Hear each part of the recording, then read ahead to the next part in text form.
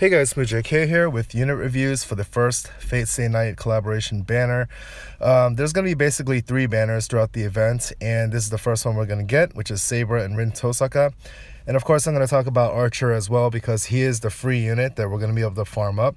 He's a base 3-star, and we'll see how good he is. I'm going to talk about potential setups, expected tier ranking, and those kinds of things. And keep in mind that some of these are subject to translation from JP, so like move names and things like that can change, but let's get right to it. So first off, we have Archer. I apologize if I happened to spoil anything in my previous video. I'm so used to Fate Granddaughter or FGO, where basically they give him a proper name, and I won't do that here, but just we'll call him Archer for now. You'll notice that he does not use a bow and arrow, and if you have watched the anime by any chance, it's kind of like explained or even poked fun at. It's like, yeah, he's an archer class servant, but he doesn't use a bow and arrow, at least for the most part, and he typically uses melee weapons. Anyway, he's a dark unit. He's mostly melee. The closest that I can compare him with existing jobs would be like a twin blade swordsman, and in fact he does have that job as well, but that's kind of the closest thing, where like most of it's melee, but then there's a couple of range skills that are going to cost jewels. So that's kind of one way to think of him. He is a base 3-star. He's free. So, you know, everybody should be able to farm him up at least to level 75. So I didn't bother with like non-whale setups or anything like that. His leader skill does improve as you increase his rarity, so that's kind of cool. At 5 stars, he's going to have a 25% HP boost for the whole party. I think this is regardless of elements, so this is a kind of useful universal leader skill. Obviously applies to attackers or mages, and you know, it's kind of a universal thing, so it can be useful that way. I didn't really mean to put him as a ranger preferred main job, but that is one alternate setup here. Basically, most people will be using him as job 1 because that's kind of like the unique stuff, and you know, lore wise, everybody's going to want to stick with that probably. But ranger is a viable job as well. I guess you can call him the second free ranger that we've gotten. So he is a kind of dual element character. He is dark, but most of his moves are fire based, so you know, that can be useful sometimes. If you have a Dorothea, you can be familiar with that. It's just kind of increases his versatility a little bit. It can be a little bit of a downside at certain times, but for the most part, it's not a big deal. He does have some AoE and ranged options, but we'll see in just a little bit that there are some complications with that. He has decent mobility, 3 move and 3 jump, so he won't have any problems like, I don't know, stepping down from like the little ledges and everything, but he's not also going to fly around the map either. His weaknesses are that he has limited damage potential, because he doesn't really have like overdrive, those kinds of really good passives. But I kind of made a mistake here. He does have a self buff, even if it's not intended to be a purely attack buff, which we'll talk about in a little bit. It's called Concentrate, so that can make up for some of his weaknesses, even if it's not explicitly like an attack buff, like in the vein of like charge up or something like that. And the other weakness that I think is kind of more glaring is that he needs a large supply of jewels, because a lot of his best skills require like 40 or 60 jewels, but he starts out with a pretty low supply, and he's kind of like average or below average at even farming them up. So the main difficulty that I foresee using him, and this is all theory crafting, of course, I haven't played with these characters, and I haven't really even seen them used in JP, but I foresee that it's going to be like always a shortage of gems, and you're not really going to be able to use him the way that you might be envisioning. So that's like one of his main weaknesses. His master ability is probably going to be called something along the lines of Unlimited Blade Works, because that's what it's called in other places. It has 5 range, 3 height, I think, physical, dark, / attack, with a multiplier of 150%. It does buff his slash resistance by 30 for 3 turns, which can be situationally useful, of course, but it's kind of specific. So let's say you do get him up to job 3, which most people can do. His setup is probably going to be job 1 Bowguard, which is, you know, his unique stuff. Basic Bowguard for his sub skill. His reactive ability is called Ayas, which basically gives him a chance to defend or reduce the damage, mitigate damage. And if you calculate this versus like perfect evasion for the Twin Blade Swordsman job, this is like a 50% chance to reduce 40% of damage or something like that. If you want to think of it in terms of, 20% overall on average, whereas, perfect evasion is a 10% chance to avoid all damage. So I think in the long run, or just generally, this is a little bit better, more reliable. The first passive I would recommend is probably Eagle Eye, because he does have a lot of range stuff that you can use, and for those you would want that extra range +2. For the other passive, you can either go with Feint, which is going to help him survive a little better, raise his evasion, or if you want to really fully go for that ranged attack, you can go for Deep Focus, which will help some of his damage. But yeah, because he's mainly melee, I would probably use Feint in most situations, just because it's always going to be useful versus only with his ranged attacks. But it's really up to you. His alternate setup, especially versus water enemies, is going to be using his ranger job, and that's because his job 1 stuff comes with fire element attached to everything. So if you don't want to be doing reduced damage against water enemies, you might want to consider using him as a ranger if you're going to bring him at all. So that's why I had this alternate build here.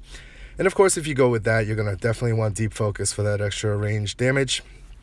His useful abilities, probably the one that stuck out the most to me was Concentrate, because it's a really nice buff. It gives him 30% attack and 30% agility for 3 turns. So this is really good. It makes him faster, of course, makes him hit harder. I'm really not a fan of some of these other buffs because the duration is too short, or it's just not enough of a percentage boost. But with 30%, and 3 turns, it's definitely worth a turn, or to get that off. Trace and False Helical Sword, I don't quite remember what these were. I think one of them was like a line attack, which is good. Shooting, maybe that's the AoE, but like I said, these cost a lot of jewels, and he's not typically going to have a lot in his supply, so it remains to be seen how useful it's going to actually be. And then I listed some of the ranger skills that are kind of go-tos. Tier placement wise, I think he's going to probably debut at like a B tier. He's better than like some of the early forgotten units and everything like that, but he's not really going to be overshadowing units that people currently use. In Japan, he's actually D tier because first of all, he doesn't do that much damage, and then he has all these drill problems and everything, so he can be a little bit difficult to use. Of course, I'm still going to build him up because of lore, and he's going to be cool to use, but don't expect him to like totally transform your party. Alright, so the second character we're going to talk about is Saber, arguably, a main character. And she's also going to be able to buff up her missile resistance by 30 for 3 turns. So, again, pretty specific, but, in some cases it could be very useful. Her non-whale setup, and of course we're going into gacha units now, so not everybody's going to be able to get job 3. You basically want to go with mostly job 1 stuff because it is pretty solid. Night King, basic Night King. Intuition is basically like a Feint, but I think it's a little bit better. Or maybe it's about the same, actually. It's a chance to evade. Magical Power gives her a good amount of magic defense, I think 30%, so that's pretty nice. And job 2 offers her Guard Up, which gives her HP and physical defense by 10%. So she's already got good defense and everything, so this only helps her stay alive even more. If you do get her up to job 3, we have kind of like a whale setup here. As you'll see in the red, I kind of suggested that maybe you'd want to use Valkyrie, which some people would consider blasphemy because, that's not her main job. That's not what she's known for. But I can't help but look at the Valkyrie skills and just think they're better. I mean, she has only 3 move there instead of 4, but she can, use the 2 range on her spear.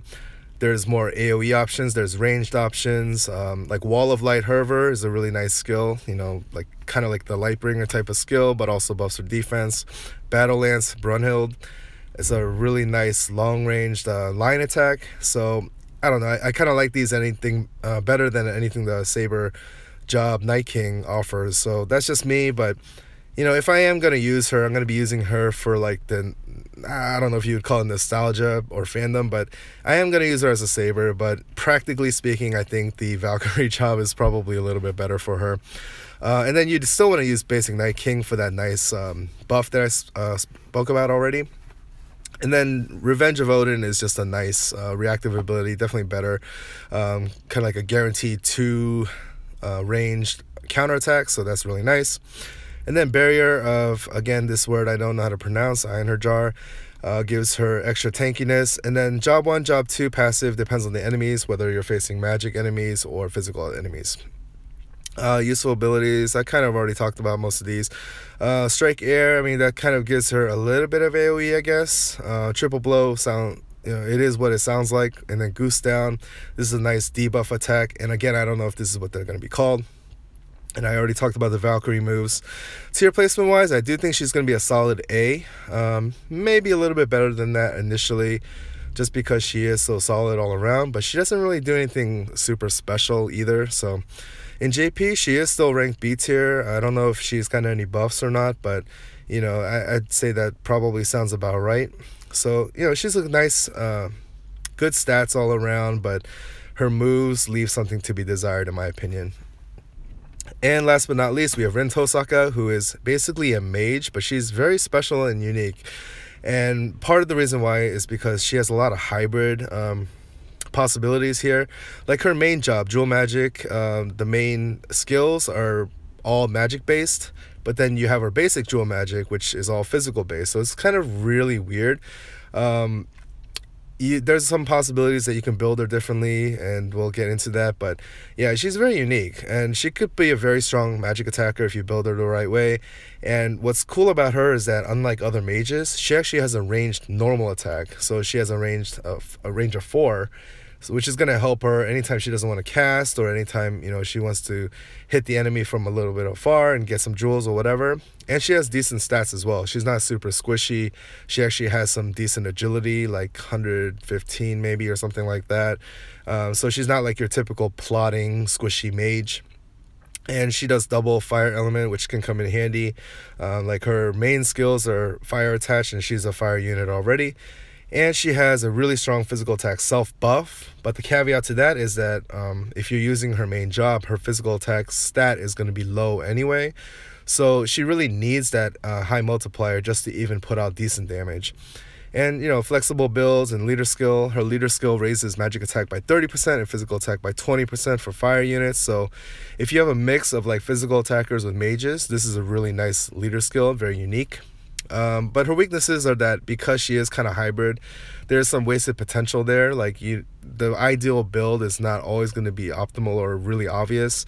And, you know, across jobs, the synergies might not be the greatest. But, I mean, it remains to be seen how it is in real life. Her master ability is possibly going to be called Average One, which is a 5-range hybrid magic attack. What that means is that it's considered a magic attack, so it's going to, you know, kind of count against the enemy's magic defense, but it's hybrid in the sense that it uses both her physical attack and magic attack stats. So that's how it calculates the damage and all. It's a 150 multiplier, and it also buffs her magic attack by 30% for 3 turns, which is really nice. But it also inflicts stop, which is a guaranteed stop, I believe. So this is a really nice ability here. Really strong self buff and a status infliction. Really cool stuff. Her non-whale setup would be Jewel Magic, or I kind of dabbled in the idea of using combat for like her martial arts job, only because she has such a nice buff. Possible, I don't know if it's going to be called toe or not, but it's the 4x buff. She has such a nice buff that it'd be kind of a shame to be using or wasting it without like a pure physical dedicated job. But at the same time, her magic skills are nice, and that 4 range is nice. So I don't know if you'd want to lose out on that. And of course, lore wise, most people don't want to use her as a martial artist anyway. But I just wanted to throw that out there as one possibility. It might be fun to experiment with. Her reactive ability, Saber, it just has a chance to kind of like defend against damage, I believe. Job 1, Red Devil, this is a really nice passive here. Again, hybrid, gives her 15% to both physical attack and magic attack. And Job 2 gives her toughness, which raises her HP, and that's just useful all around, of course. If you do happen to get her up to Job 3, I would probably suggest considering a pure magic build, because, you know, again, we don't want to like be jack of all trades. It just go all in on magic, so she could be a nuke. So, you know, jewel magic, which is kind of like her fire spells. It also gives her that 4-range normal attack, plus basic sorcery to cover all the other elements, and then magic counter +2, which is a really strong 50% chance to counter with magic, of course. Red Devil for that 15% magic attack buff, and then magic up +2, which I believe is 12%. So she has the potential to have really high magic attack stat, even when compared to someone like Feng Lu. But Feng Lu does have some advantages as well, of course, because he has the swift charge and all that. So she can be a really potent mage for sure. Her useful abilities are Black Flame, which I believe is an AoE and can also bind, which is cool. Again, I don't know if this buff is going to be called Toe. It's the 4x buff under her basic jewel magic. And then all the basic sorcery spells gives her elemental coverage, which is really strong. Tripped, which is a physical attack under her basic skills that might be nice to follow up after the 4x buff, and then Palm Strike against single enemies, and Divine Fist if you want to potentially like do the 4x buff and then use the martial artist Divine Fist to really do extra damage against human enemies. So that's one possibility. I don't know how practical it would be in real life, but just wanted to throw that out there. Tier placement wise, I do think she'll be pretty strong, probably S tier, because she has good stats for a mage, and you know, it's gonna be hard to see her really being worse than that. She has decent stats all around, and that 4 range is really nice to have. And she has the potential to have a really high magic attack, so S tier sounds pretty solid to me.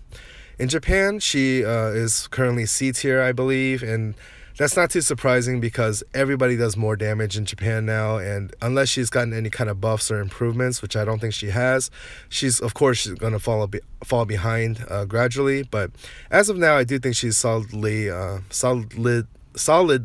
the S tier, and should be good for a while. So I was going to pull her anyway because I just like the character, but the fact that she's going to be strong for a while, I think it's going to make her even more fun to use. So that's pretty much my rundown of the 3 units that we're going to be getting as of tomorrow.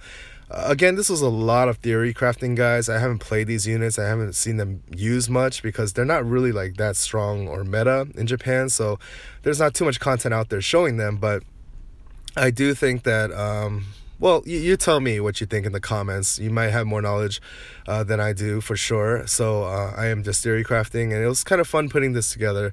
It took a while because it was so much unfamiliar territory, but hopefully I kind of hit some good points. So hope you enjoyed, and come back for my summon video tomorrow. And good luck everybody who's pulling.